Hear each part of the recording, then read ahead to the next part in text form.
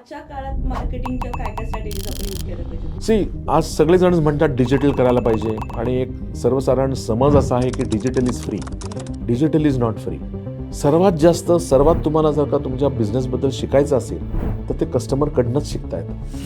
Sir, quality product असून पण cells कधी कधी कमी होतो, हो. तर त्याची काय कारण सांगू शकत? आज माझा जर का 5 लाखाचा व्यवसाय आहे तर मला अजून 3 वर्षानंतर तो 3 लाखावर आणायचा आहे. अशी स्ट्रॅटेजी असू शकत नाही कोणाची. त्यामुळे माझा 5 लाखाचा 10, 10चा 15, 15चा 20 कसा होईल अशी स्ट्रॅटेजी पाहिजे. की प्रत्येक जणांनी ह्या 3 स्टेप्स करायलाच पाहिजे त्यांच्या बिझनेसमध्ये, ज्यामुळे त्यांचा ग्रोथ दिसायला लागेल. एक म्हणजे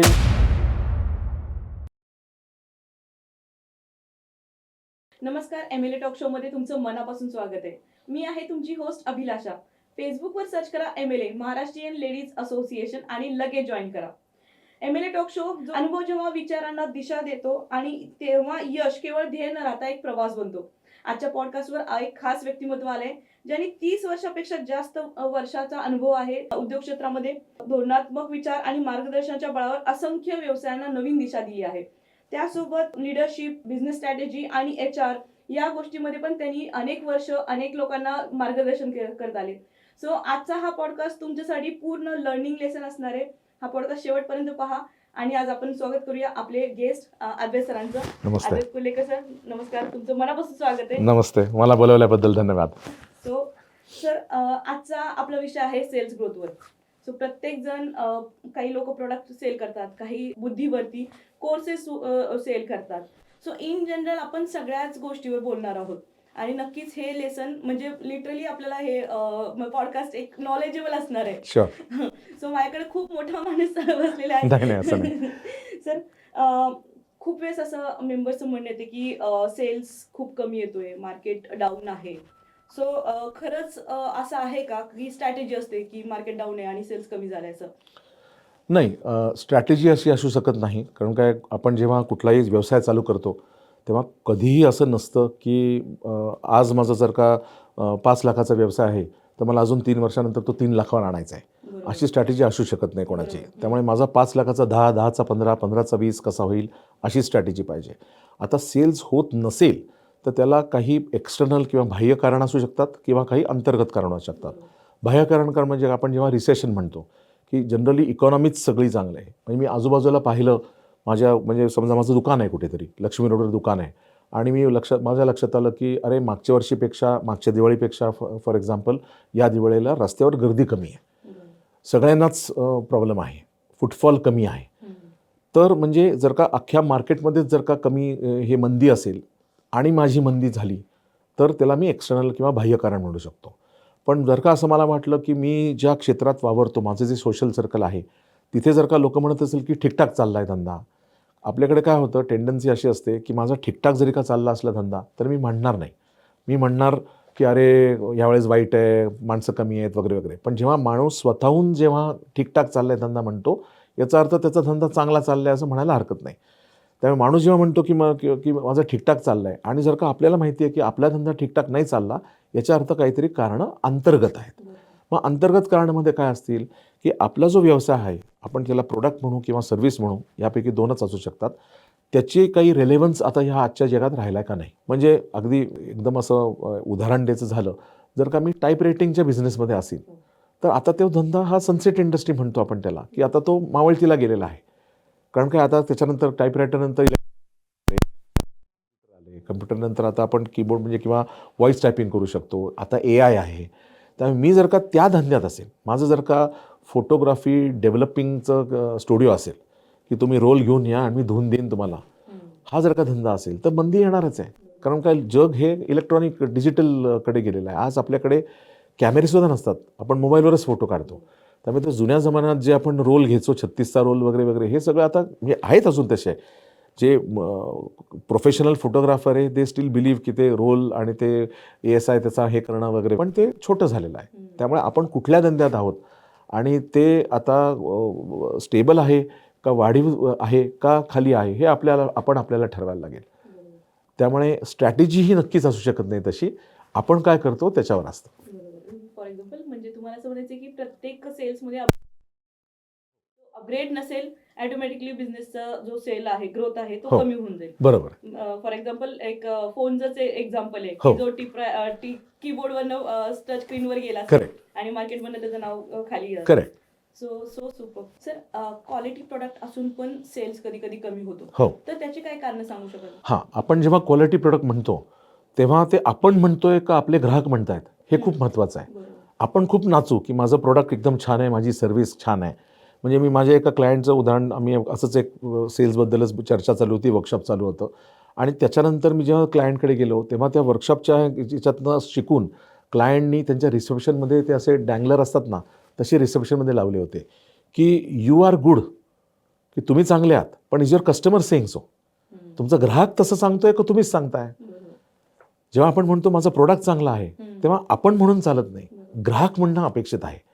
ग्राहक जर का म्हणत असेल की प्रोडक्ट चांगला आहे तर ते खरं. कारण काय, आपला विचार हा कायम आउटसाइड इन ज्याला आपण म्हणतो, की बाहेरून आत असा विचार पाहिजे. आतून बाहेर विचार असून धंद्याच्या दृष्टीने वाढण्याच्या दृष्टीने, सेल्स ग्रोथच्या दृष्टीने ते महत्त्वाचं आहे.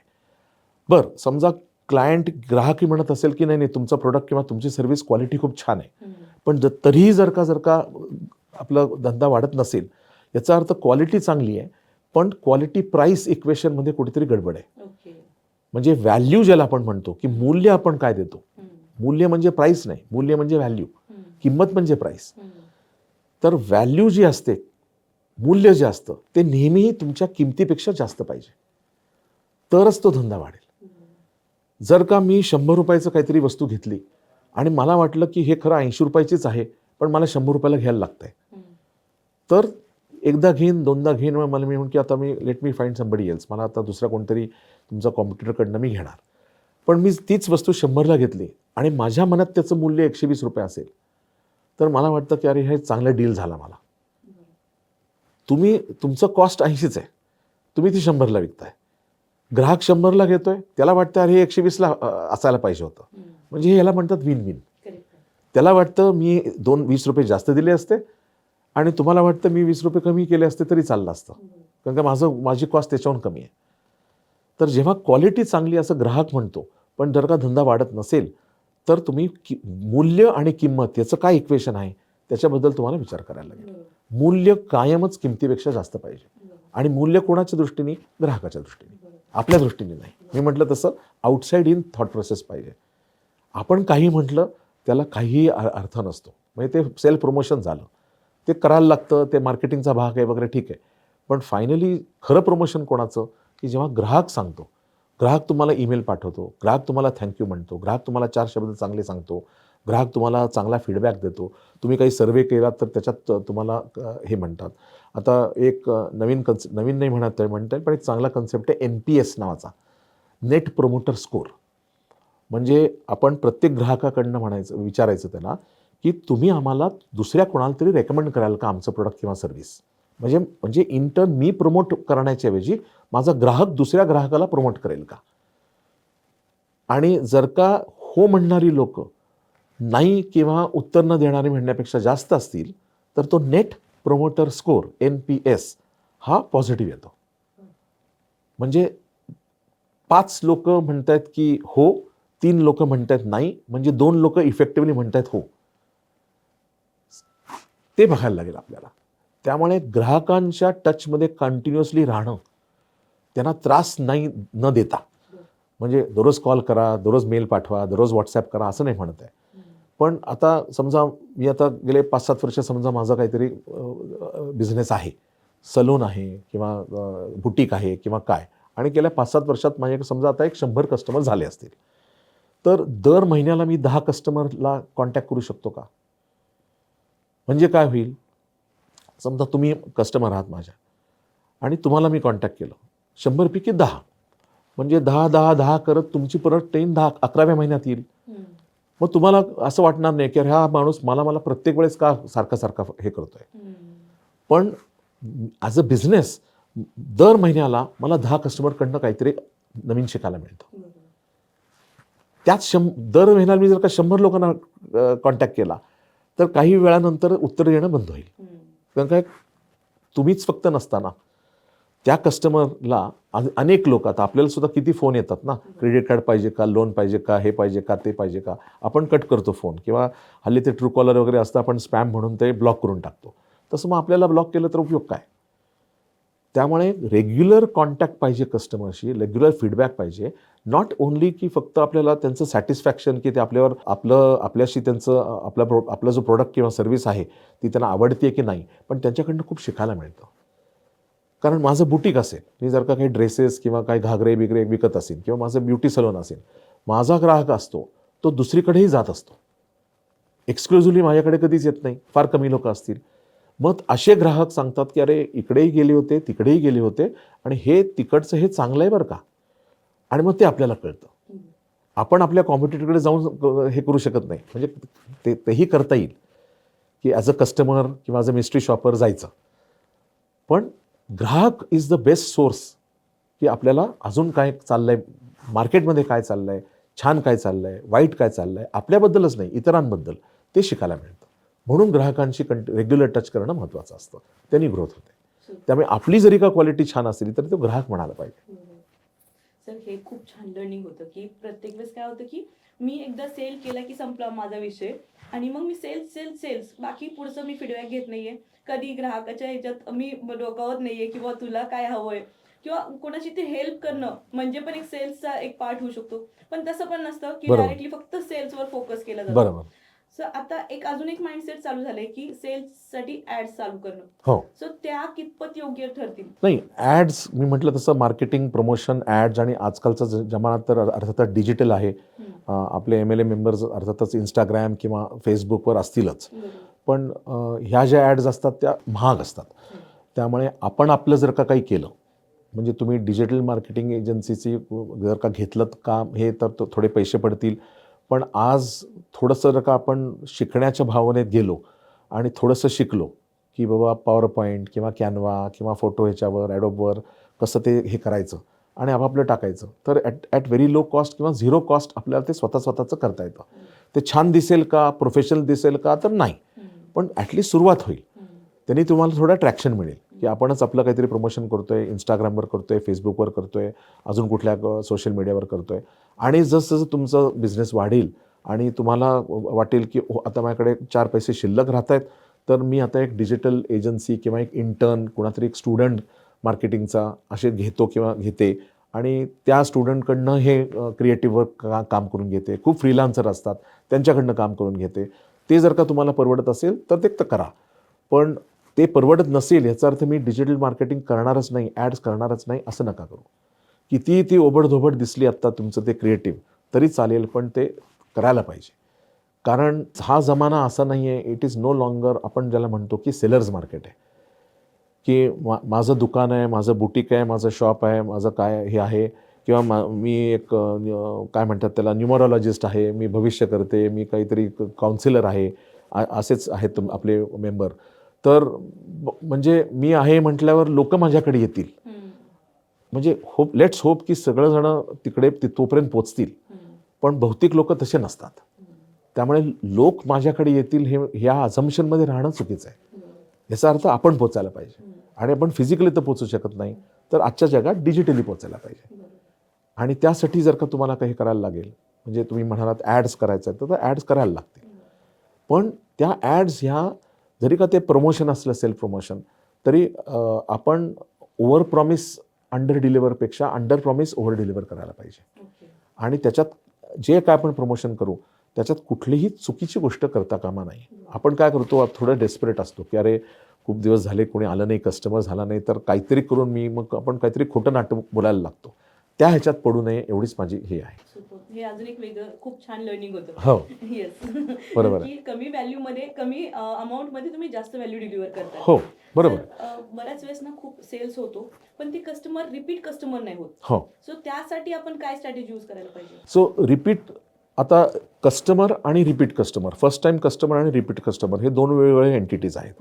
तर परत मी मूल्याकडे जातो, व्हॅल्यू, की आपणच आपलं विचार करायला पाहिजे थोडा, जेव्हा केव्हा आपल्याला वेळ मिळेल, की जो फर्स्ट टाइम कस्टमर असतो तो आपल्याकडे काय येतोय. क्लिअर आहे की आपण जे काय आपला बिझनेस असेल तो ह्या जगात किंवा तुमच्या लोकल एरियामध्ये सुद्धा एकटा नाही आहे, कॉम्पिटिशन आहेच. बरोबर आहे. म्हणजे मी परत तेच उदाहरण घेतो की मी समजा एक ज्योतिषी असेल किंवा सायकोलॉजी काउन्सिलर असेल, तर माझे जे काही कस्टमर असतील त्यांना अजून माझ्याच एरियामध्ये, मी समजा कोथरूडमध्ये राहत असेल तर कोथरूडमध्ये 100 असतील लोक माझ्यासारखं बिझनेस करणारे. ते 99 सोडून लोक माझ्याकडे काय येत आहेत याच्याबद्दल आपण विचार केला पाहिजे की आपलं मूल्य काय. आणि ते कसं कळेल? विचारून की तुम्ही इथे का आलात. म्हणजे मी जेव्हा क्लायंट मला बोलवतं, फोन येतो, व्हॉट्सॲप येतो, कुठला तरी रेफरन्स येतो, मी पहिला प्रश्न विचारतो की तुम्ही मला माझ्याबद्दल तुम्हाला कुठनं कळलं आणि का काय आहे? हे एक. रिपीट जो कस्टमर असतो त्याचं मूल्य वेगळं असतं. आता आपण जेव्हा मूल्य म्हणतो, व्हॅल्यू म्हणतो, तेव्हा त्याच्यात हार्ड आणि सॉफ्ट असे फॅक्टर असतात. म्हणजे मी जर का म्हटलं की मी एकदम माझी प्राईस एकदम कमीत कमी आहे, म्हणजे जगविख्यात आहे की हा प्रोडक्ट 50 रुपयाला मिळतोय, मी 10 रुपयाला विकते, ॲज अन एक्झाम्पल. तर सगळ्यांनाच माहिती आहे की 10 रुपये म्हणजे खरंच किंमत कमी आहे. That can be a value, म्हणून माझ्याकडे लोक येतात. Fair enough. पण जेव्हा रिपीट कस्टमर असतो तेव्हा ती सॉफ्ट फॅक्टर असल्याशिवाय येणार नाही. मला जर का तिथे गेलो, मी समजा तुमचं एक बुटीक आहे, मी आले, खरेदी केलं आणि आले, काहीतरी ड्रेस आवडला, घेतले, पैसे दिले, बाहेर पडले, असं नसतं ना. आपण असतो किंवा आपले काही कोणी कलिग असतील दुकानात, बुटीकमध्ये, बोलतात, म्हणजे इंटरॅक्शन होते, थोडा सर्व्हिस एलिमेंट असतो की अरे ते माणसं चांगली होती, हे होते, शांत होते, मला ट्राय करायला मिळालं, गडबड नाही केली, वगैरे वगैरे. लोक काय काय परसेप्शन घेऊन जातात. तर ते जे सर्व्हिस एलिमेंट आहे, सॉफ्ट आस्पेक्ट जो आहे बिझनेसमधला, तो जर का तुम्ही वाढवलात तर तो रिपीट कस्टमर. कारण रिपीट कस्टमरला तुम्ही जर का तुमची जाहिरातीत केली की आमची एक्सलंट सर्व्हिस आहे, माझं एक हे आहे, सलॉन आहे, मेकअप स्टुडिओ आहे आणि आय गिव्ह एक्सलंट सर्व्हिस, हे जर का तुम्ही ॲड केली, तर मी जर का आलेच नाही तुमच्याकडे, तर एक्सलंट सर्व्हिस हे मला माहीतच नाही, तर मी that cannot be an attractive proposition. त्याच्यामुळे मी तुमच्याकडे केंद्रित होऊ शकत नाही. तुम्ही जर का म्हणालात की मी क्वालिटी प्रोडक्ट्स वापरते आणि हे माझे ब्रँड्स आहेत, की मी रेव्हलॉन, लॅक्मे, अमुक तमुक हे माझे पार्टनर आहेत, मी फक्त हे वापरते, कुठले तरी रविवार पेठेतनं आणून काहीतरी तुम्हाला क्रीम वापरणार नाही, हे मला कळतं. तुमच्याकडे न येता मला कळतं की ओके, तुम्ही काहीतरी क्वालिटी प्रोडक्ट वापरता, माझी स्किन त्यामुळे खराब होणार नाही. पण तुम्ही जर का म्हणालात की आमची सर्व्हिस छान आहे, तर मी जोपर्यंत येतच नाही तुमच्याकडे, तोपर्यंत तुम्हाला अट्रॅक्टिव्ह प्रोपोजिशन होतच नाही. एकदा मी आले आणि मी अनुभवलं की सर्व्हिस छान आहे, तरच मी परत येईन. हां, मग आल्यानंतर मला कळलं की तुम्ही ब्रँडेड प्रोडक्ट्स वापरता, अनब्रँडेड वापरत नाही, हे पुढचा भाग झाला. पण की एलिमेंट असतो सर्व्हिस. त्यामुळे रिपीट कस्टमर जर हवा असेल तर जे सॉफ्ट आस्पेक्ट असतात बिझनेसमधले, म्हणजे रिलेशनशिप, सर्व्हिस, लोक बोलत आहेत कसे, आपण प्रेमाने वागतोय का, गेल्या गेल्या आपण काहीतरी चहा पाणी काहीतरी देतोय का, हे जे छोटे छोटे, म्हणजे आपण त्याला सॉफ्ट आस्पेक्ट म्हणतो, ते रिपीट सर्व्हिस, रिपीट कस्टमरसाठी हे होतात. आणि रिपीट कस्टमर कधी होईल? जेव्हा तुमचं नाणं पहिलं खणखणीत पाहिजे. म्हणजे गिफ्ट रॅपिंग मी म्हणतोय त्याला, जे सर्व्हिस एलिमेंट आहे. गिफ्ट रॅपिंग किती छान असेल तर येतीलच लोक, पण गिफ्ट रॅपिंग उघडलं आणि आतलं चांगलं नाही निघालं तर मग रिपीट येणार नाही. म्हणजे नाणं खणखणीत पाहिजे. म्हणजे ज्यासाठी ग्राहक आत येतोय तुमच्याकडे, तुमच्याबरोबर ट्रान्झॅक्ट करतोय, तुम्हाला पैसे देतोय तुमच्या प्रोडक्ट सर्व्हिससाठी, ते जर का चांगलं नसेल, आपण पहिल्यांदा म्हटलं तसं क्वालिटी त्यांना वाटली नाही चांगली, तर मग रिपीटचा प्रश्नच नाही. मग तुम्ही कितीही त्यांच्याशी लाडीगोडीने वागलात आणि पाणी काय चहा दिलात किंवा कोल्ड्रिंक दिलं किंवा काय, पण जर का सर्व्हिस चांगली नसेल, म्हणजे मी आले तुमच्या बुटीकमध्ये, आल्या मला बसवलं, चहा कॉफी दिली, कोल्ड्रिंक दिली, मी ड्रेस घेतला, ट्राय केला, आवडला, घेतला, आणि नंतर मला लक्षात आलं की अरे त्या ड्रेसची शिलाई चांगली नाही आहे, दोनदा घातल्यावर मला ते चिरफाळलं, तर मग ते तुम्ही कोका कोला पाजा, नाही तर मला लंच द्या किंवा डिनर द्या. माझ्या डोक्यात काय आहे की तुमची क्वालिटी चांगली नव्हती, मी परत जाणार नाही या बुटीकमध्ये, त्यामुळे त्या सर्व्हिसला काही अर्थ नाही. त्यामुळे पहिलं नाणं तर खणखणीत पाहिजे, आपण मराठीत म्हणतो तसं. म्हणजे जे काय आपण ज्याचा बिझनेस करतोय, प्रोडक्ट असेल, सर्व्हिस असेल, ते चांगलं पाहिजे. त्याच्यावरचं जे गिफ्ट रॅपिंग आहे हे पुढची गोष्ट झाली, असं होईल. तर तुम्ही सर्व्हिस बद्दल बोलतोय हो. आता, तर एक मला डोक्यात सर्व्हिस बद्दलचाच एक विचार आलाय. आता हे खूप छान आहे की कस्टमर रिलेशनशिप तर मेंटेन करायलाच पाहिजे, हो. आल्यानंतर वॉर्म फिलिंग व्हायला पाहिजे, बरोबर. त्यासोबत आपलं प्रोडक्ट पण चांगलं पाहिजे. बरोबर. पण जे नॉलेजेबल सर्व्हिसवाले आहेत की जे कोर्सेस सेल करतात, किंवा फॉर एक्झाम्पल ॲस्ट्रॉलॉजी वगैरे आहे हा. किंवा रेकी हिलर्स आहे जे स्वतःच असतात ते बरोबर. आणि त्यांचं कोणी म्हणजे काय म्हणतात टीम मेंबर ती हो. त्यांचं जागा घेऊ शकत हो. नाही. इव्हन झुंबा इन्स्ट्रक्टर म्हणा असे. बरोबर. तर मग त्यांचा सेल वाढवण्यासाठी आपण काय करू शकतो? त्यांचं हे असेल की जेव्हा तुम्हाला पहिला एक कस्टमर मिळाला, हम्म. म्हणजे आता तुम्ही म्हणालात रेकी किंवा ॲस्ट्रॉलॉजी, हम्म. मी तुमच्याकडे आलो आणि माझा काही प्रॉब्लेम घेऊन आलो. ॲस्ट्रॉलॉजीकडे आपण ज्योतिषाकडे नॉर्मली गंमत म्हणून जात नाही की बघू काय होतंय. मला काहीतरी प्रॉब्लेम असतो म्हणून प्रश्नमंजुषा काहीतरी असतात, त्याला प्रश्नकुंडली मांडून तसं असतं. तो जर का माझा प्रॉब्लेम सुटला किंवा रेकी असेल किंवा सायकोलॉजी काउन्सिलर असेल, मला जो प्रॉब्लेम होता तो तुमच्या काउन्सिलिंगमुळे, कन्सल्टिंगमुळे, तुमच्या सोल्युशनमुळे मला जर का खूप फायदा झाला तर मी परत येईन की नाही मला माहीत नाही, कारण का परत प्रॉब्लेम आल्याशिवाय मी काही येणार नाही. पण then it becomes a very very valuable customer.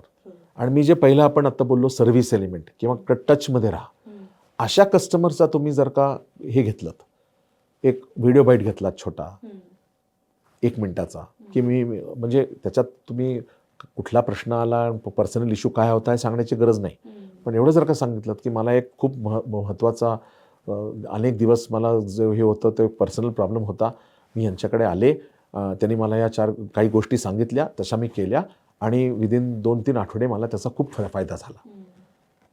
त्यामुळे मला असं लक्षात आलं की हे जे आहेत हे जेन्युइन आहेत, यांचा खूप अभ्यास आहे त्या विषयामध्ये आणि त्याच्यामुळे मला खूप फायदा झाला. असे 1 मिनिटाचा जर का क्लिप घेतलात आणि आपण ह्याच्या आधी जे बोललो ॲड्स करा, ती जर का तुम्ही क्लिप तुम्ही तुमच्या इंस्टाग्रामवर किंवा फेसबुकवर ह्याच्यावर टाकली तर that becomes the best ad ना. मग मला लक्षात येतं मग मग मग काय होईल की मला जर का मी एक तुमचा कस्टमर नाही आहे, पण मला असाच प्रॉब्लेम आहे काहीतरी आणि मी शोधतोय कोणतरी की कोणतरी चांगला भरवशाचा कोणतरी ज्योतिषी, ॲस्ट्रॉलॉजर किंवा रेकी हिलर मिळेल का, आणि ही जर का मी क्लिप बघितली तर चान्स की मी तुमच्याकडे येईन हा वाढतो. नाहीतर तुम्ही कोण आहेत फक्त नाव गाव पत्ता मला माहीत नाही कोण, पण ही जर का मी क्लिप बघितली की तुमचे कस्टमरच सांगतायत की मला खूप फायदा झाला, मी त्याच म्हणजे परत प्रश्न असा असतो की आपण जेव्हा बिझनेस करतो तेव्हा आपण काय करतो हे आपण सांगतो, पण सुरुवात कशी व्हायला पाहिजे की आपण कोणाचा काय प्रॉब्लेम सॉल्व्ह करतोय इथपासून आपला थॉट प्रोसेस पाहिजे. मी तुमचे प्रॉब्लेम सॉल्व्ह करतो तुमचे. जर आता वास्तू लोक जास्त तुमच्याकडे सो असतील मेंबरमध्ये की तुमचा वास्तू रिलेटेड इश्यू सॉल्व्ह करतो. वास्तूनी खूप काय काय निगेटिव्ह होऊ शकतं, त्यांचा विश्वास आहे, त्यांचा विश्वास असतो, कोणाचा असेल कोणाचा नसेल त्या विषयात आपण पडायला नको, पण ज्यांचा विश्वास असतो त्यांना असं वाटतं की वास्तू ही चांगली नाही आहे, अमुक आहे तमुक आहे वगैरे वगैरे म्हणून. म्हणजे मध्ये असंच एक होतं की हडपसरला तो ब्रिज झालाय, तिथे ती एक बिल्डिंग होती, ती अनेक वर्ष झाली आणि ती रिकामीच होती. आणि मी चौकशी केली कारण का आमच्या एका कामाच्या निमित्तानं मी बघत होतो, तर तिथले जे ब्रोकर होते ते सांगायला लागले की त्या याची वास्तू चांगली नाही आहे. मग थोड्या दिवसांनी मला ते काहीतरी तिथे डागडुजी करताना दिसलं आणि आता ती बिल्डिंग भरलेली आहे. त्यामुळे म्हणजे विश्वासाचा प्रश्न आहे असा. तर असं जे असतं की तुमचा जो प्रॉब्लेम मी सॉल्व्ह करतो, मी फक्त एक वास्तू एक्सपर्ट आहे असं म्हणलं काही उपयोग नाही, वास्तू असं, पण तुमचा हा प्रॉब्लेम असेल तर मी सॉल्व्ह करू शकतो, हा प्रॉब्लेम असेल तर मी सॉल्व्ह करू शकतो, असे असे केलेले आहेत. आणि काही वेळेस काय होतं म्हणजे ही थोडी म्हणजे काय म्हणतात त्याला, मगाशी मी म्हटलं खोटं बोलू नये, पण मी खोटं बोलत नाही, पण हाफ ट्रूथ म्हणतात तसं, की आपणच आपले कस्टमर तयार करू शकतो ना. आपण म्हणू शकतो की हा स्पेसिफिक प्रॉब्लेम आहे त्यामुळे मी कस्टमरचं नाव घेऊ शकत नाही, पण असा कस्टमर होता की असा असा इश्यू होता आणि मी हा सॉल्व्ह केला. असे जर का आपण हे केलं तर मला माझ्याकडे, आणि मग इवन मी सिंगल माणूस असेल, मी वास्तू असेल किंवा रेकी असेल किंवा पाल्मिस्ट्री असेल, ॲस्ट्रॉलॉजी असेल, माझ्याकडे कोणी कलिग बिलिग नाही आहे, पण एकदा माझ्याकडे ग्राहक आला की मी स्वतः कशी बोलते त्यांच्याशी, मी फक्त ट्रान्झॅक्शनल बोलले हां काय वगैरे वगैरे असं का. आता आपण खूपदा असं असतं की आपण जेव्हा आपल्याला प्रॉब्लेम असतो तेव्हा आपण डॉक्टरांकडे जातो, तेव्हा खूपदा त्या डॉक्टरांशी बोलूनच आपला अर्धा प्रॉब्लेम सॉल्व्ह होतो. काही डॉक्टर तसे असतात की त्यांची पर्सनॅलिटी, त्यांची आपल्याकडे आपल्याला जे प्रश्न विचारतात की काय होतं आहे वगैरे वगैरे, हे ज्या पद्धतीने ते बोलतात त्यांनीच आपल्याला अर्ध बरं वाटायला लागतं. सायकोलॉजिकल हा इश्यू खूप आहे त्याच्यात. तसं जर का तुम्ही नीट म्हणजे सगळेजण नीट वागणारच, पण तुमची पर्सनॅलिटी ही जर का फ्रेंडली असेल, सी माणूस तुमच्याकडे येतोय प्रॉब्लेम घेऊन, तर first thing you have to do is make that person comfortable. मग कम्फर्टेबल म्हणजे त्याला चांगले बसायला द्या आणि पाणी द्या आणि चहा द्या, हा असाच हा इश्यू नसतो. पण psychologically also make that person comfortable, की मला इथे आल्यावर थोडं चांगलं वाटतं, माणूस बोलायला चांगला आहे, मी परत परत येऊ शकतो. तर इंडिव्हिज्युअल जरी का असाल तरी ते तुमचं जे परत सॉफ्ट आस्पेक्ट जो आहे, गिफ्ट रॅपिंग मी ज्याला म्हणतो, तेही महत्त्वाचं. तर हा अजून एक खूप चांगला पॉईंट सांगितला तुम्ही. पण आता सेल्स ग्रोथ मध्ये तुम्ही जसं सांगितलं की फीडबॅक हो, व्हिडिओ हो. किंवा पोस्ट पण म्हणू हो. शकतो किंवा राईटअप्स, हो. हे खूप इम्पॉर्टंट असतात. हो. पण मग बऱ्याच वेळेस इव्हन प्रोडक्ट वाल्यांसाठी आता हे रेकी हिलर वाले तर त्यांना देतच नाहीत, किंवा अनोनमसली ते टाकतात की बाबा ह्यांचा प्रॉब्लेम सॉर्ट आउट झाला. Correct. व्हिडिओ तर खूपच मुश्किलची गोष्ट असते, बरोबर. कारण लोकांना सांगायचंच नसतं की किंवा सायकोलॉजिकल हो. प्रॉब्लेम झाले. सायकोलॉजिकली मी तिच्याकडे गेले आणि माझा हा प्रॉब्लेम सॉर्ट आउट झाला. बरेच लोक स्ट्रेसमध्ये असतात, अँझायटी असते, खूप काही गोष्टी असतात, पण ते लोकांना दाखवायचं नसतं की मी त्यांच्याकडे गेली आहे आणि माझा हा प्रॉब्लेम सॉर्ट आउट झाला. बरोबर आहे. सो अशा कंडिशन मध्ये इव्हन प्रोडक्टसाठी सर आपण हे कॉमनच घेऊया की फीडबॅक व्हिडिओ किंवा जे पोस्ट आहे ती कशी मिळवायची. अनॉनिमस करता येतं. म्हणजे आता इव्हन व्हिडिओ तुम्ही सिल्यूटमध्ये व्हिडिओ घ्या, ओके. किंवा फोटो न दाखवता फक्त ते सिल्यूट ज्याला म्हणतात, काळं असं आपण म्हणतो, म्हणजे टी व्हीवर सुद्धा काही वेळेस बघतो आपण, तसं द्या. नाव नका देऊ.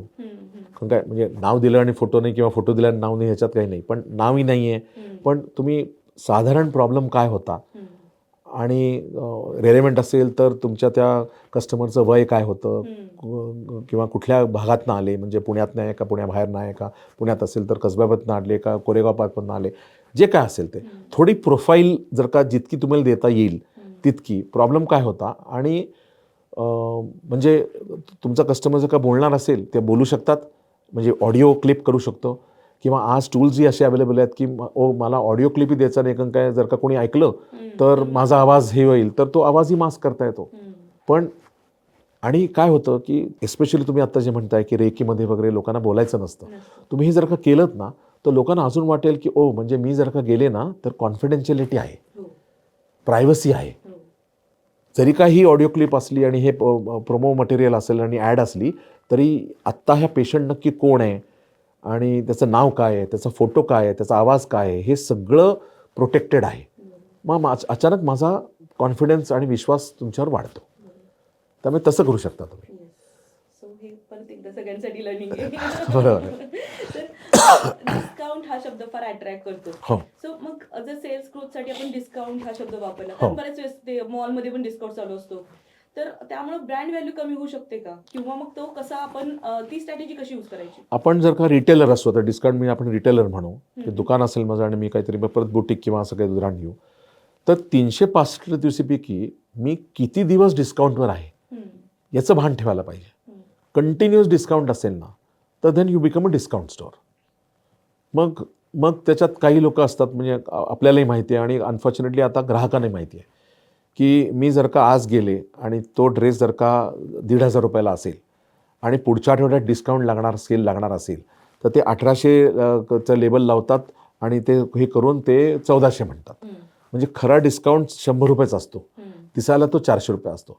आता हे तुम्ही करताय ॲज अ दुकानदार, सगळेजणच करतात, पण आता ग्राहकही तितकाच हे व्हायला लागला आहे चाणाक्ष, त्यामुळे त्यांनाही माहिती आहे. त्यामुळे त्याच्यात म्हणजे तुम्हीही कराल, त्यांनाही माहिती आहे, म्हणजे ते ठीक आहे. पण किती दिवस तुम्ही डिस्काउंटवर आहात, सेलसाठी आहात. आता उदाहरणार्थ आत्ता जर का तुम्ही क्रिसमस सेल म्हणून डिस्काउंट लावलात, तर क्रिसमस हा आता माझी जर का बेकरी आहे, तर आत्ता माझा पीक सीझन आहे. आत्ता जर का मी डिस्काउंट लावला तर लोकांनाही कळते की काहीतरी प्रॉब्लेम आहे. कारण का डिस्काउंट हा म्हणजे आत्ता पीक सीझनमध्ये मी डिस्काउंट का करेन. आत्ता आपला हॉलिडे सीझन असतो, लग्न सराई आहे, किंवा आता सुट्ट्या लागतात शाळांना वगैरे वगैरे. त्यामुळे आता जर का तुम्ही महाबळेश्वरला जायचं असेल, लोणावळ्याला जायचं असेल, कुठे सहलीला वीकेंड, आता लॉंग वीकेंड 25 डिसेंबर अमुक तुमुक वगैरे, तिथे कुठल्याही हॉटेलमध्ये आता डिस्काउंट नसणार, डबल रेट असतात. पण जर का एखादं हॉटेल डिस्काउंट देत असेल डिसेंबर महिन्यात, आता उदाहरणार्थ गोवा एकदम डिसेंबरमध्ये एस्पेशली शेवटचा आठवडा 25 डिसेंबर ते 1-2 जानेवारी पॅक असतं, डबल ट्रिपल रेट असतात. तिथे मला जर का एक हॉटेल दिसलं की अरे 30% डिस्काउंट, याचा अर्थ प्रॉब्लेम काय आहे की काहीतरी गडबड आहे, त्यांच्या रूम विकल्या जात नाही आहेत इव्हन इन पीक सीझन. त्यामुळे जर का आता अगेन सेम थिंग की मी बुटीक आहे, बुटीकचंच उदाहरण घेतो सारखं, आणि आता पावसाळा आला म्हणून मी डिस्काउंट काढलेला आहे, तर लोकांना माहिती आहे की सीझन बदलतो, समर सीझन झाला, आता पावसाळ्यात कोणी विशेष घेत नाही, त्यामुळे ओल्ड स्टॉक मला लिक्विडेट करायचा आहे. म्हणून डिस्काउंट लावलेला आहे. तो ठीक आहे, पण संपला की मी नवीन स्टॉक येतो. किंवा मग सेम बुटीकमध्ये एक रॅक माझा आहे डिस्काउंटवर आणि न्यू अरायवल म्हणून मी लावलं तर ते ठीक आहे. मग मला लक्षात येतं की हे न्यू अरायवल आहे, याला डिस्काउंट नाही आहे. तो ड्रेस 5,000ला आहे, पण हा जुना आहे तो 3,000ला मिळेल, तो 4चा 3 आहे. हे ग्राहकालाही कळतं आणि then you are also protected की माझं दुकान डिस्काउंटवर नाही आहे. विशिष्ट भाग जो इन्व्हेंटरी आणि कुठल्याही दुकानात होतं, कुठल्याही धंद्यात होतं की जुनी इन्व्हेंटरी मला लिक्विडेट करायची, मला ती काढून टाकायची, मला टर्न अराउंड करायचं. तर किती 365 दिवसापैकी किती दिवस तुम्ही डिस्काउंट आहे. डिस्काउंटिंग इज गुड, पण you can't become a discount retailer. नाही तर तुमचं हे होईल की हां यांच्याकडे कंटिन्यू डिस्काउंट असतं. पण आता आपण पुण्यात लक्ष्मी रोडला आपण ते गोखले हॉलला गेलो, तिथे ते फर्निचर वगैरे असतात, ते वर्षभर तीच पार्टी असते 20% डिस्काउंट. त्याला काहीच अर्थ नाही ना. म्हणजे तुम्हीच म्हणणार की मी 1000चं 1200 करणार आणि त्याला 20% डिस्काउंट देणार, त्याला काय अर्थ नाही. पण जेव्हा मी येता जाता मला दिसतं की अरे हे आठवडाभरच आहे बरं का डिस्काउंट, मग मला कळतं की ठीक आहे. म्हणजे तसं आहे. म्हणजे किती दिवस हे करायला, त्यांनी तुमचा ब्रँड नाही कमी होत. तुम्ही कंटिन्युअस जर का केलात तर नक्कीच ब्रँड खराब आहे. आणि सीझनमध्ये डिस्काउंट दिलात तर लोकांना कळतं. खूप काही लर्निंग आहे. मी आता लिटरली पॉईंट लिहून घ्यायला लागले की मला कधी डिस्काउंट द्यायचा आहे. तर तुम्ही सांगत होते ना ते खूप मला रिलेट होत होतं की आम्ही मॉलमध्ये गेल्यानंतर आम्ही पण पाहतो की एक कॉर्नर पूर्ण डिस्काउंट असतो, एक न्यू अरायवलचा असतो. करेक्ट. की मान्सून मध्ये हे सगळं काढायचं असतं, हे सगळं एक्सेप्टेबल. सो आणि होतं काय की तुम्हाला तो ड्रेस आवडतो हो आणि मग तुम्ही विचारता, तुम्हाला नाही नाही हे नवीन अरायवल याच्यावर डिस्काउंट नाही आहे, मग आपण अर म्हणतो.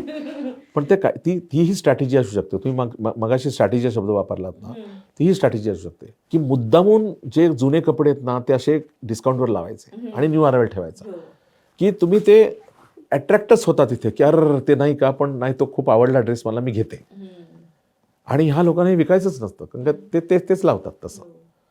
म्हणजे खूपदा आपण बघतो, वेगळं उदाहरण देतो, हल्ली दरवर्षी हे फोनचे नवीन मॉडेल येतात बरं का. आता ॲपलचं सेफ्ट्रा आला किंवा सॅमसंगचा येतो वगैरे वगैरे, तर नेहमी ते 3 मॉडेल काढतात बघा. एक तो कमी किमतीला असतो आणि जे 2 असतात पुढचे ते जस्ट थोडेसे प्लस मायनस असतात. तर तो जो मधला जो मॉडेल असतं ना त्याला फॅन्टम ब्रँड म्हणतात. Phantom model. फॅन्टम म्हणजे काय की ते हे नाही आहे, खरं नाहीच आहे तो. म्हणजे इट इज जस्ट टू, हा जर का 50,000ला असेल आणि सर्वात महागडा फोन 1,00,000ला असेल तर तो किंमत त्याचा डिफरन्स खूप वाटतो. म्हणून तो मी एक मधला प्रोडक्ट 85ला ठेवतो. मग माझं मनात कंपॅरिझन 1,50,000 बरोबर होत नाही, 1,85,000 बरोबर होते. मग मी फीचर हे करतो, अरे त्या 1,00,000मध्ये खूपच जास्त फीचर आहे, मग 15,000च जास्त आहे ना, घेऊन टाकू. मला तो 85चा नाही विकला तरी चालतो. त्याला फॅन्टम मॉडेल म्हणतात. तसं तुम्ही ते तुमच्या सेल्स डिस्काउंटिंगमध्ये तसं करू शकता की इतके ते बिचारे कपडे आणून ठेवायचे डिस्काउंटला की लोक नवीनच घेतील. हां, असं ते करता येतं. Strategy actually. आणि बऱ्याच वेळेस ना हे म्हणजे आम्हाला डीप नॉलेज नसतं ना ह्या गोष्टीचं कधी कधी, की अरे हे फॅन्टम मॉडेल काय किंवा असं. आणि आपल्याला काय असं वाटतं की प्रीमियमच घ्यायचे, आता कशाला थोडक्यासाठी पाहिजे आपल्याला, ते आपण घेऊन टाकतो. त्यामुळे मग ते अल्ट्रा किती महाग असला तरी तो अल्ट्राच घेतो आपण. S24 अल्ट्रा, म्हणजे सॅमसंग उदाहरण घ्यायचं तर S25 अल्ट्रा, S24 अल्ट्रा. कारण का तो जो नॉन अल्ट्रा असतो त्याच्यामध्ये आणि फीचरमध्ये एवढा फरक असतो आणि किंमत थोडीशीच कमी असते. मग लोकांना वाटतं अरे जे 15,000 घेऊन मला खूपच छान मिळतं, त्याचा कॅमेरा काय भारी आहे. आणि आजकाल फोनपेक्षा कॅमेराच आपण घेतो, मग त्या 15,000 वाटत नाही लोकांना. सर तुम्ही आता देताना बुटीकचं खूप साऱ्या वेळेस उदाहरण दिलं, पण आता ख्रिसमस जवळ आलाय. हो. सो आपण आमच्याकडे होम बेकर्स खूप जास्त आहेत. हो. सो होम बेकर्सला कस्टमर अट्रॅक्ट करण्यासाठी काय स्ट्रॅटेजी वापरायला पाहिजे? आता एक म्हणजे आता ख्रिसमस खरं तर 3 दिवसावर आलाय, त्यामुळे होम बेकरसाठी ऑलरेडी स्ट्रॅटेजी ही जुनी झालेली आहे. कारण की क्रिसमसचा जो केक असतो तो प्लम केक, तो 1 महिना आधीपासून ती तयारी करायला लागते, कारण का ते बुडवून ठेवायला लागतात वगैरे वगैरे. तर जर का त्यांनी ते साधारण मिड नोव्हेंबरला केलं नसेल आणि त्याची जाहिरात केली नसेल तर you already miss the bus म्हणतात तसं आहे. मग आता काय राहिलं की आता हे आहे, म्हणजे आपण मगाशी बोललो की तुमचेच स्वतःचे, आता हल्ली सगळ्यांकडे चांगले कॅमेरे असतात फोनवाले. तुम्ही तुमच्याच चांगल्या लाईटमध्ये, मी असं प्रोफेशनल लाईट वगैरे म्हणत नाही, पण घरातल्या घरात जो जे चांगला प्रकाश आहे तिथे चांगल्या लाईटमध्ये तुम्ही फोटो काढा आणि ते फोटो लावा. आणि फोटो असा पाहिजे की त्यातलं जे तुम्हाला दाखवायचं आहे ते दिसायला पाहिजे. आता आपण काय, आणि ती थोडी इन्व्हेस्टमेंट लागेल. म्हणजे काय की जर का मी क्रिसमस केक केला जो ब्रेडच्या लोफसारखा दिसतो, तर त्या लोफचा फोटो काढला अख्ख्या केकचा तर तो तसाच दिसेल. पण मी जर का ते कापून त्या स्लाइसचा फोटो ठेवला एका विशिष्ट अँगलमध्ये, एक लाईट लावला त्याला, म्हणजे आपला नॉर्मल टेबल लॅम्प जरी का त्याच्यावर जोड टाकली तरी हरकत नाही, तर तो वेगळा दिसतो. माझ्या डोक्यात काय होतं की अरे अच्छा, मी जर का ते कापून ठेवलं की हा गेला वाया. पण तो तुम्ही सॅम्पल म्हणून वापरा. जेव्हा तुमच्याकडे लोक येतील तेव्हा त्यांना त्यातले थोडे तुकडे, आपणही खूपदा आता आईस्क्रीमच्या पार्लरमध्ये जातो तेव्हा ह्याची टेस्ट द्या, त्याची टेस्ट द्या करतोच ना. पूर्वी होतं का हे? नव्हतं. आता असतं. तुम्ही 3-4 वेळा जरी का मागितलेत की ह्याची दे, त्याची दे, त्याची दे टेस्ट, तर ते देतात बिचारे, थोडं थोडं देतात. तसं तुम्ही ते केकचे सॅम्पल म्हणून वापरा. पण मला हा केक विकायचा आहे, तो अख्खाच विकायचा आहे आणि म्हणून मी त्याचाच एक फोटो काढणार, मी कापला तर कोण घेणार? आता आपण कलिंगड घ्यायला विकत गेलो तर ते कापून ठेवलेलेच असतात. कोणी घेतं का ते कापलेलं कलिंगड? नाही. पण ते काय म्हणतात की मॅडम हा बघा तर आतनं किती गोड आहे. मग आपण म्हणतो अरे रंग चांगला दिसतोय, आतनं गोड आहे, एक टेस्ट घेतो, हा मग दुसरा घ्या. आपण तो घेतो का? कधीच घेत नाही. ते सॅम्पलच असतं, फ्री सॅम्पलिंगच आहे. तर तुम्ही तेवढी ती इन्व्हेस्टमेंट करा. मग तुमचा जरी तो 400 रुपयाचा केक असेल, कॉस्ट प्राइस म्हणतोय मी, तरी तो सॅम्पलिंग म्हणून ठेवा. नाही तर लोकांना कळणार कसं? म्हणजे फोटोनं मी केक घेईन का? तसा मग फोटो पाहिजे. पण विदाऊट दॅट सॅम्पलिंग केल्याशिवाय अरे हा खरंच तुम्ही म्हणताय क्रिसमस केक, म्हणजे ठीक आहे. आता मी नोव्हेंबरचे फोटो लावले नाहीत किंवा अनाऊन्स केलं नाही की मी आता इथे सगळं ते भिजवायला टाकलेलं आहे 1 महिनाभर, नाही केलं अनाऊन्स. पण आता जर का खरंच केलं असेल पण अनाऊन्स नसेल केलं तर तेव्हा दिसायला पाहिजे मला. त्यामुळे जे होम बेकर्स आहेत त्यांनी सुद्धा स्पेशली क्रिसमससाठी जर का काही केलं असेल तर त्याचे फोटो लावणं महत्त्वाचं आहे. मी जर का रुटीनच तेच फोटो लावले आणि फक्त एक मेरी क्रिसमस काहीतरी लावलं, त्याला काय अर्थ नाही. त्यामुळे तुम्ही तुमच्या बिझनेसच्या अनुरूप काय स्पेसिफिक स्कीम्स करताय ते खूप महत्त्वाचं आहे. आणि त्या प्रमोट करताय की नाही तेही महत्त्वाचं आहे. तर आता आपण फेसबुकचे ऍड्स लावले किंवा कुठले इंस्टाग्राम ऍड्स लावले, वेबसाईटवर किंवा गुगल ऍड्स लावले, सो सगळ्या ऍड्सवर आपल्याला कस्टमर्स मिळत आहेत, होत आहेत. पण राईट कस्टमर कसा ओळखायचा की तो कन्वर्ट होईल आपल्याला आणि तो आपल्या म्हणजे कस्टमर बनेल, लॉयल कस्टमर बनेल? कुठल्याही बिझनेसमध्ये हे जे डिजिटल मार्केटिंग रिलेटेड जे लीड्स असतात त्याचं एक फिक्स कन्व्हर्जन रेट असतो. मग काहीमध्ये की 10% कन्व्हर्जन झाला हे एकदम खूप छान असतं, काही ठिकाणी 3% मिळाला तरी ते छान असतं. Industry to industry depends.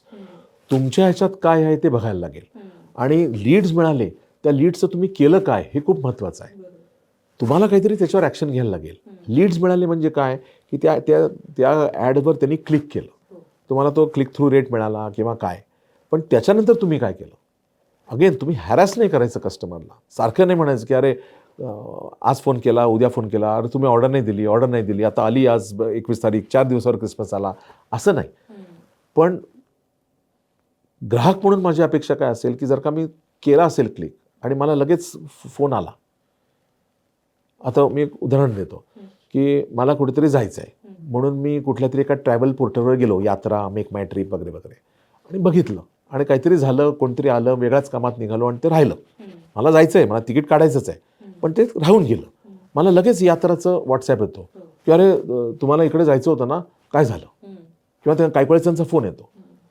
आता काही लोकांना ते छान वाटतं, काही लोकांना तो त्रास वाटतो, पण छान वाटणारी लोक असतातच ना.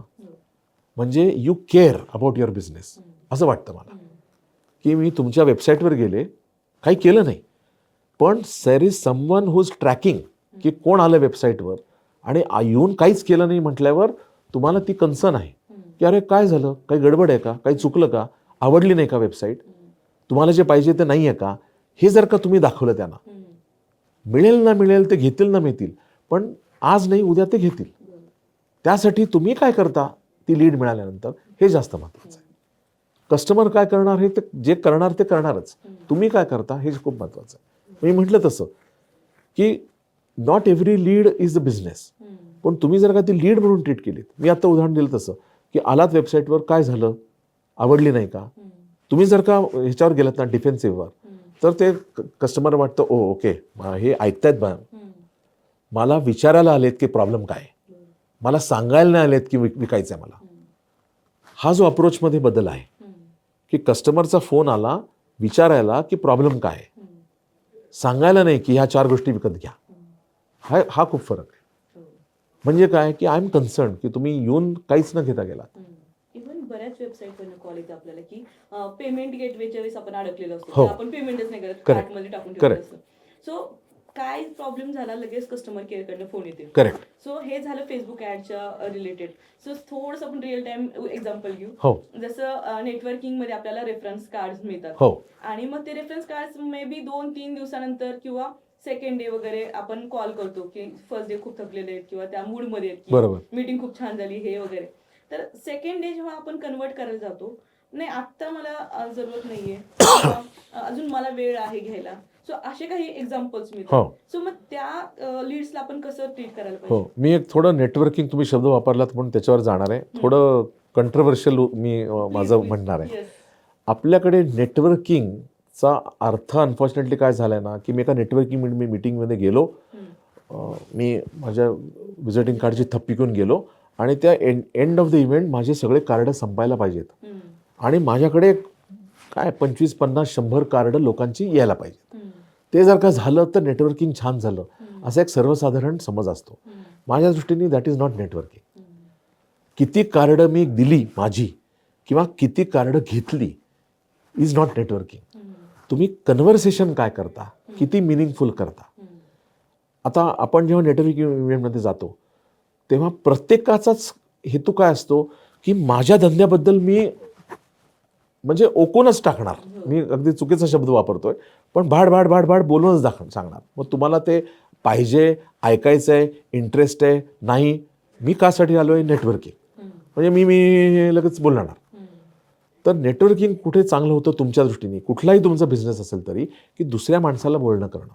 मी म्हणण्यापेक्षा की माझं नाव हे आणि माझं एक बाबा होम बेकरीचा व्यवसाय आहे हे सांगण्यापेक्षा तुम्ही काय करता हे जर का विचारलं तर त्या माणसाला इंटरेस्ट राहतो. का? कारण मला जर का विचारलं की तू काय करतो बाबा, तर मला सांगायला मी वाटच बघतोय कोणी मला विचारायची. पण तुम्ही मला भेटलात तर मला माझ्याशी बोलण्याऐवजी तुम्हीच माझ्याशी बोलायला लागलात तर माझा इंटरेस्ट जातोच ना. मला नाही इंटरेस्ट तुम्ही जे काय करताय ते असं असू शकतं. पण मी काय करतो हे सांगण्यात मला 100% इंटरेस्ट आहे आणि तुम्ही मला विचारते तुम्ही काय करता, म्हणजे मी तुम्हाला सोडणार नाही. मग तुम्ही सांगू शकता की मी काय करते. That is networking. कार्ड जमवणे इज नॉट नेटवर्किंग. हा एक भाग झाला. आता समजा कार्ड आली आहेत तर तुम्ही म्हणाल तसं लगेच दुसऱ्या दिवशी किंवा नक्कीच त्या दिवशी कधीही परत त्यांना मेल हे करणं, कारण का प्रत्येकजणच कार्ड घेऊन घरी जातं, दुसऱ्या दिवशी ऑफिसमध्ये जातं, कार्ड घेतं आणि लगेच ईमेल व्हॉट्सअप वगैरे करायला लागतं. तुम्ही जाऊ द्या, एक आठवड्याचा जाऊ द्या, काय फरक पडतो. आणि मी जे म्हणतोय जर का तुम्ही खरंच ते networking is not about cards but about dialogue, तर तुमच्या लक्षात राहील की मी कोणाशी काय बोलले आणि ते जर काय पिकअप केलं की मागच्या सोमवारी आपण ह्या इव्हेंटमध्ये भेटलो होतो, ह्या गोष्टींवर बोललो, हे तुमचे विचार मला खूप आवडले आणि ब्ला ब्ला ब्ला, तर त्या दुसऱ्या माणसाला जेव्हा तो व्हॉट्सअप जाईल किंवा ईमेल जाईल किंवा मेसेज जाईल तेव्हा वाटेल अरे हो खरंच की मी ह्या व्यक्तीला भेटले होते. तुमचं कार्ड असो न असो, पण हे जे आहे म्हणजे काय की तुम्ही बोललात, काय बोललात ते लक्षात राहिलं. आता कित्येक वेळा कोल्ड कॉलिंगमध्ये आपल्याला वाटेल ते येतं. I was glad to meet you yesterday, अरे आपण भेटलोय कधी. किंवा मी त्या नेटवर्किंगमध्ये I was busy collecting cards, त्या 100पैकी तू एक होतास का, असशील बाबा मला माहीत नाही. पण जर का कोणी सांगितलं की हे, आणि मग जर का वाटलं की अरे हो खरंच मी या माणसाला किंवा या बाईंना भेटलो होतो, या व्यक्तीला भेटलो होतो आणि हे बोलणं झालं होतं, मग मला लगेच तो कनेक्ट होतो. मग म्हणतो हां कुठलं बेकरीचं नाव काय आहे बघू कार्ड, हां हे कार्ड बरोबर आहे, मी ते पुढे घेतो. That is networking. मग ते आठवड्याभराने का होईना पण दॅट मॅटर्स मोर. म्हणून networking is not about collecting cards. Perfect. Sir आता आपण पाहतो की टीव्हीवरती एकदम इमोशनल ऍड्स चालू असतात हो. किंवा इमोशनल ऍड्सचा तर भरपूर परिणाम होतो. पण आता जे लोक आता आम्ही ऍड्स नाही करू शकत तर आम्ही स्टोरी टेलिंगवर थोडंसं आम्ही म्हणतो की स्टोरी टेलिंगला तुमचा प्रोडक्ट सांगा. बरोबर. तर त्याचा इम्पॉर्टन्स काय सेल्स ग्रोथ मध्ये? Story telling, there is nothing that sells like stories. म्हणजे तुम्ही जर का स्टोरी स्वतःची काहीतरी एक कहाणी करून सांगितली, that is the most effective way of communication. कारण ते अर्थात ते स्टोरी खरी पाहिजे. आणि ती आतनं यायला पाहिजे. म्हणजे तुम्ही म्हणाल इमोशनल, तसं तो इमोशन हा बाहेरचा इमोशन नसून आतनं यायला पाहिजे. लोकांना कळायला पाहिजे की तुम्ही खरंच आतनं, म्हणजे दिल से म्हणताना तसं दिल से तुम्ही बोलताय. ते जर का असेल तर हे पण फक्त एक त्याच्यात बॅलन्स ठेवायला लागतो. तुम्ही म्हणालात तसं इमोशनल ॲड्स असतात, पण अशा खूप असतात ॲड्स की at the end of the day तो आपल्याला ती ॲड लक्षात राहते टी व्हीवरची, पण प्रोडक्ट काय होता बरं, असं होतं. तर that emotion should not overpower your product. कारण का शेवटी ती ॲड करताय, स्टोरी टेलिंग करताय, ती कशासाठी करताय? तुमचं जे प्रोडक्ट आहे, तुमची जी सर्व्हिस आहे, त्याचं प्रमोशनसाठी करताय. लोकांना फक्त ती इमोशन लक्षात राहिली, स्टोरी लक्षात राहिली, आणि कोणाचं प्रोडक्ट होता बाबा हे जर का लक्षात नाही राहिलं तर प्रॉब्लेम येईल. त्यामुळे थोडा बॅलन्स ठेवायला लागतो की तुम्ही किती तुम्ही त्याच्यात इमोशन आणताय, आणि फायनली यू कांट फॉरगेट की तुम्हाला ते का करताय, ते बॅलन्स ठेवायला लागतं. सर, वुमन एंटरप्रेन्योर्सचा ग्रुप आहे आपला. हो. तर इन जनरल की वुमन एंटरप्रेन्योर्स अशा काय चुका करतात, म्हणजे कुठल्या चुका करतात सेल्समध्ये की त्यांचा सेल्स थोडा कमी होतो नेहमीच? माझ्या अनुभवात सर्वात प्रॉब्लेम वुमन एंटरप्रेन्योर म्हणजे काय असतो की is about self confidence. Okay. हे खूप चूक आहे, कारण काहीच कारण नाही आहे वुमन एंटरप्रेन्योर्सना की सेल्फ कॉन्फिडन्स का नसावा. कारण मेन एंटरप्रेन्योरपेक्षा वुमन एंटरप्रेन्योर नेहमी जास्त भरारीचे असतात. कारण तुम्ही काही करा, वुमन आर, आपल्या कल्चरमध्ये women are born and brought up to multitask. Men are not. Unfortunately मी जर का ऑफिसमध्ये काम करत असेल आणि माय वाईफ इज होममेकर, माझी अपेक्षा असते की मी घरी आलो, सो कॉल्ड दमलोय, आणि मला चहा मिळेल. आता माझी बायकोसुद्धा दिवसभर घर काम करून दमली आहे हे मी विचार करत नाही. Unfortunately that is our culture. पण त्यामुळे वुमन ऑलवेज मल्टीटास्क. नंतर दोघं असतात, मग मुलं होतात, मग ते मुलांची जबाबदारी लार्जली आईवरच असते, ते मल्टीटास्क असतं. घरी काही वेळेस आई वडील असतात, म्हणजे त्या बाईच्या दृष्टीने सासू सासरे असतात, दॅट इज ऑल्सो मल्टीटास्क. तेही प्रायमरी रिस्पॉन्सिबिलिटी त्या सुनेवर पडते. त्यामुळे मल्टीटास्किंग हे आहेच, आणि त्या मल्टीटास्किंगमुळेच तुमची पर्सनॅलिटी इतकी भारदार असते की काही कारणच नाही की तुम्हाला सेल्फ कॉन्फिडन्स का नसतो. तुम्ही केलंच नाही आहे म्हणून तुम्हाला तो सेल्फ कॉन्फिडन्स असतो. जसं तुम्ही करत राहाल, बोलत राहाल, काहीतरी कराल, तसं आपोआप सेल्फ कॉन्फिडन्स येतो. म्हणजे मी एक नेहमी उदाहरण घेतो की एक टाटा स्काय नावाचं जे ब्रँड आहे, त्याची एक टी व्हीची जाहिरात असायची, आणि त्याच्यात त्यांची टॅगलाईन अशी असायची की पूछने में क्या हर्ज है. मी त्याचं थोडं अपभ्रंश करतो की करणे में क्या हर्ज है. करून तर बघा, करून बघा, पडाल, धडपडाल, परत पण तुमच्याकडे तो कॉन्फिडन्स असतो की तुम्ही उभं राहाल आणि परत चालू व्हाल. आता आपण जेव्हा सगळेजणच लहानपणी आपण सायकल शिकतो किंवा आपल्या मुलांना सायकल शिकवतो, आता पडतात, आपण काय म्हणतो, मराठीत काय म्हणणं आहे की सायकल शिकायचं पडल्याशिवाय तुम्ही शिकू शकत नाही. तसंच ते बिझनेसमध्ये आहे. पडल्याशिवाय, म्हणजे त्याचं उदाहरण घ्यायचं झालं तर तुम्ही शिकूच शकणार नाही.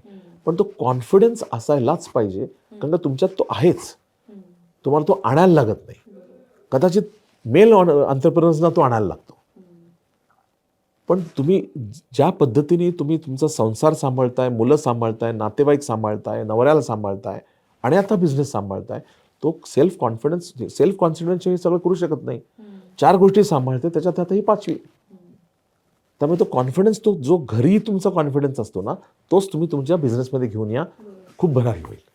इव्हन डिसिजन घेण्यासाठी. हो, बऱ्याच वेळेस स्वतःचे इव्हन नेटवर्किंग मीटिंगमध्ये जाण्यासाठी सुद्धा लोक थोडासा कॉन्फिडन्स कमी असतो. बरोबर. मी एवढ्या लोकांत 100 लोकांत बोलू शकेन. हो, पण परत तो कॉन्फिडन्स कसा येतो की केल्याशिवाय होत नाही ना. केल्याने होत रे, आधी केल्याची पाहिजे, तसं येते. ही अजून एक मोठी लर्निंग होती. हो, म्हणजे मला आता बोलता येत नाही. म्हणजे आता उदाहरणार्थ मला इंग्लिशमध्ये बोलता येत नाही, मला फक्त मराठी, मला हिंदीत सुद्धा नीट बोलता येत नाही. जर का मी बोलायला प्रयत्नच नाही केला, आणि आता तुमचे जसे ग्रुप आहेत, MLAचा ग्रुप आहे, ह्या सगळ्या मैत्रिणींचा ग्रुप आहे, क्लोज डॉन आहे. मी जर का काहीतरी चुकीचं बोलले तर हसणार कोणी नाही आहे, सगळ्या माझ्या मैत्रिणीच आहेत, फॅमिली आहे. बाहेर जाऊन हसा करून घेण्यापेक्षा घरच्या घरीच जर का चुका आपल्या करता आल्या, आरशासमोर बोला. आज प्रत्येकाकडे मोबाईल आहे, रेकॉर्डिंग करा, तुम्ही काय बोलताय ते रेकॉर्डिंग परत परत ऐका की कुठे अडकले मी, कुठे हे केलं, किंवा व्हिडिओ रेकॉर्डिंग करा की माझे हातवारे कसे होत आहेत, माझा खांदा असा आहे का त्या पुष्पासारखा. खूप खूप खूप आपल्याला न कळत असे हावभाव आपले विचित्र होऊ शकतात.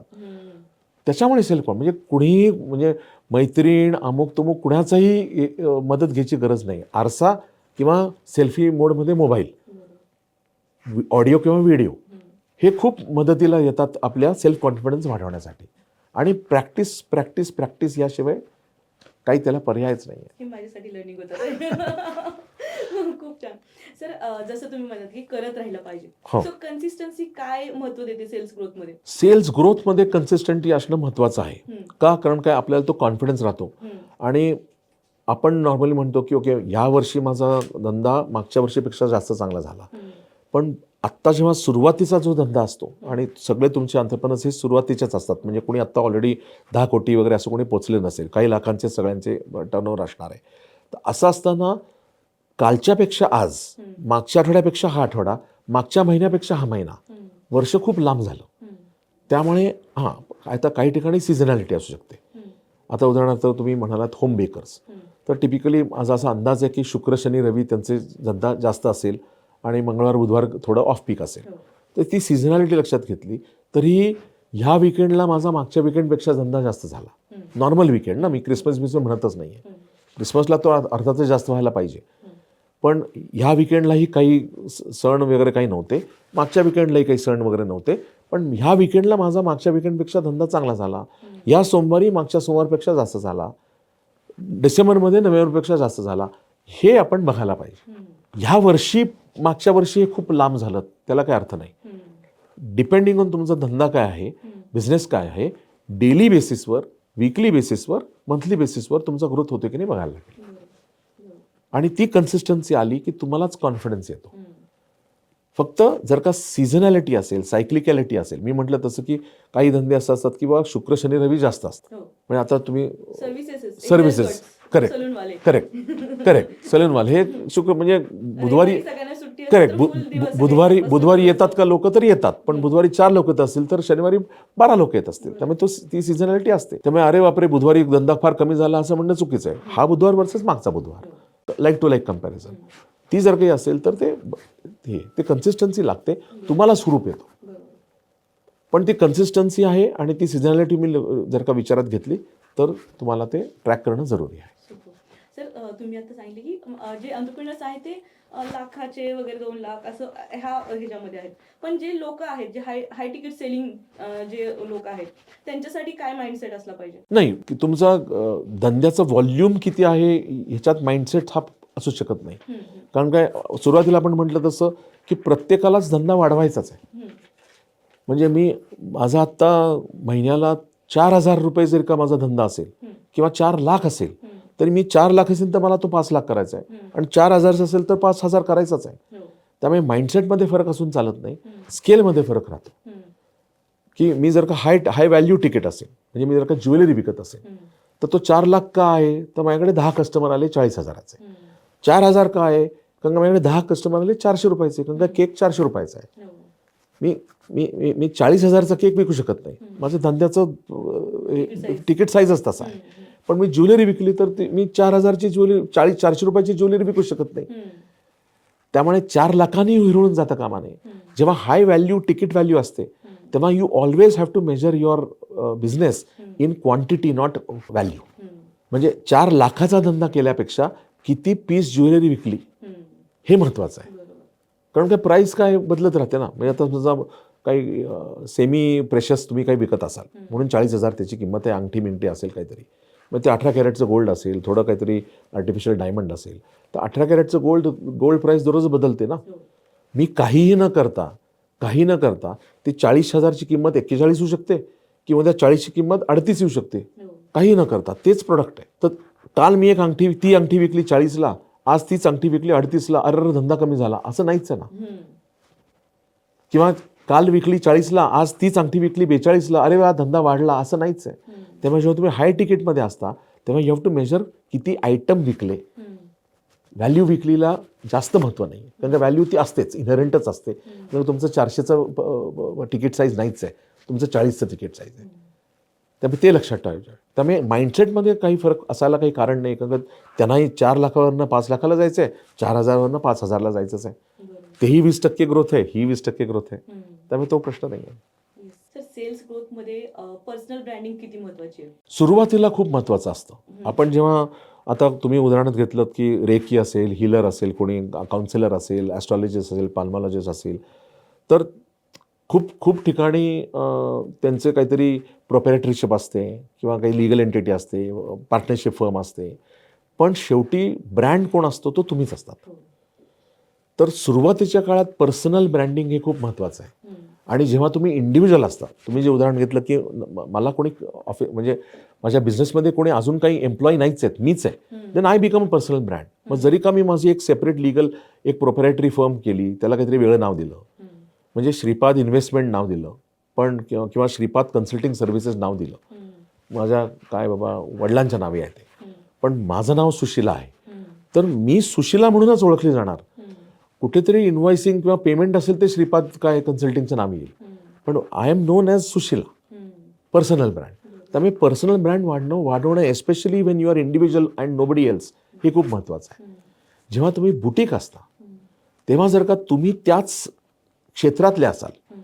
म्हणजे मी कुठेतरी कोर्स केला आहे फॅशन डिझायनिंगचा, अमुक तमुक वगैरे वगैरे, तर नॉर्मली तुमच्या नावाचाच ब्रँड नसतो तो. हम्म. नसेल जरी का तरीही तुमचं पर्सनल ब्रँड महत्त्वाचं आहे. हम्म.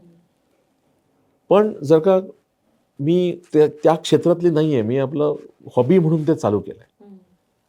म्हणजे माझी होम बेकरी तुम्ही म्हणाल तसं, पण मी काय कुकिंग किंवा बेकरीचा कोर्स वगैरे केलं नाही आहे.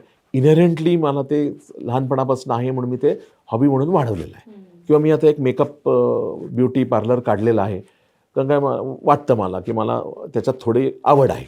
कोर्स बिर्स काय केलेलं नाही आहे, हम्म. तर मग ते नाव वेगळं असू शकतं. हम्म. मग तो मेनका ब्युटी पार्लर असू शकतो आणि माझं नाव काही असू शकतं. मग त्याच्यात पर्सनल ब्रँड असतोच असं नाही. आणि ब्युटी पार्लर म्हटल्यावर मला एखाद दुसरा असिस्टंट लागतोच, कारण का मी एकटाच करू शकत नाही, नाहीतर मी एका वेळी एकच मला हे करता येईल क्लायंट तसं. तर ते तुमचा जसा बिझनेस असेल त्याप्रमाणे, पण पर्सनल ब्रँडिंग सुरुवातीच्या काळात महत्त्वाचं असतं. सर हे पण खूप छान लर्निंग होतं. सगळ्यात महत्त्वाचं आता पहिल्याच्या काळात कसं ॲडव्हर्टाईज वगैरे टाकत होते, पेपरमध्ये ॲड्स टाकणं, पॉम्पलेट टाकणं. हो, आजच्या काळात मार्केटिंगच्या काय काय स्ट्रॅटेजीज आपण यूज केल्या पाहिजे? सी आज सगळेजण म्हणतात डिजिटल करायला पाहिजे, आणि एक सर्वसाधारण समज असा आहे की digital is free. Digital is not free. Digital is also very expensive medium. त्यामुळे तुम्ही फक्त डिजिटल करा असं माझं कधीच म्हणणं नसतं. मी जे म्हटलं की तुम्ही तुमचंच एक फोटो काढा आणि तुमच्याच इंस्टाग्रामवर करा, that is your own digital marketing, that is free. पण the moment you hire someone आणि you want some returns out of it, then it is not exactly cheap. स्वस्त कारभार नाही आहे तो. त्यामुळे जे ट्रेडिशनल मार्केटिंग आहे, म्हणजे तुम्ही कुठल्या तरी एक्झिबिशनमध्ये किंवा अमुक तमुक काहीतरी हे करा, किंवा जर का वाढत असेल धंदा आणि तुम्हाला शक्य असेल तर तुम्ही म्हणाल तसं पेपरमध्ये पॅम्फलेट टाका, हँडबिलं टाका. हे डिजिटल डिपेंडिंग ऑन काय माहिती का, तुमचा कस्टमर हा लार्जली हायपर लोकलच असणार आहे. होम बेकर असेल मी, आणि मी वडगाव शेरीमध्ये होम बेकर असेल, तो कोथरूडमधला माणूस इतक्यात तर जाणार नाही उठून, इतक्यात जाणार नाही. लेट अस होप की तुम्ही असा प्रयत्न कराल आणि तुमचा धंदा असा वाढेल आणि तुमची रेप्युटेशन अशी वाढेल की कॅम्पातनं माणूस सुद्धा ड्रायव्हिंग करत बेळगाव शिरेल की मला तुमचा क्रिसमस केक पाहिजे, कारण का तुमचा तोपर्यंत ब्रँड झालेला असतो. मग मी 30 किलोमीटर ड्राईव्ह करून तो क्रिसमस केक घ्यायला जाईल. आता एक एमर बेकरी म्हणून कोरेगाव पार्क, एक थिओ मोठा ब्रँड झाला, पण थिओच्या आता ब्रँचेस झाल्या. एक एमर म्हणून मी एक हे घेतो, नॉर्थ मेन रोड कोरेगाव पार्कला, त्या एका सोसायटीमध्ये त्यांचं आहे. तेही डिजिटल मार्केटिंग करतात, तेही इंस्टाग्रामवर आहेत वगैरे वगैरे. मी एक कोथरूडमध्ये राहतो, मलाही वाटतं की अरे या आठवड्यात कधीतरी जाऊन त्यांचा तो क्रिसमस केक घ्यायला लागेल. खूप महाग असतो तो, कारण का ते क्वालिटी एकदम छान आहे, रॉ मटेरियल छान असतं, वापरतात वगैरे वगैरे.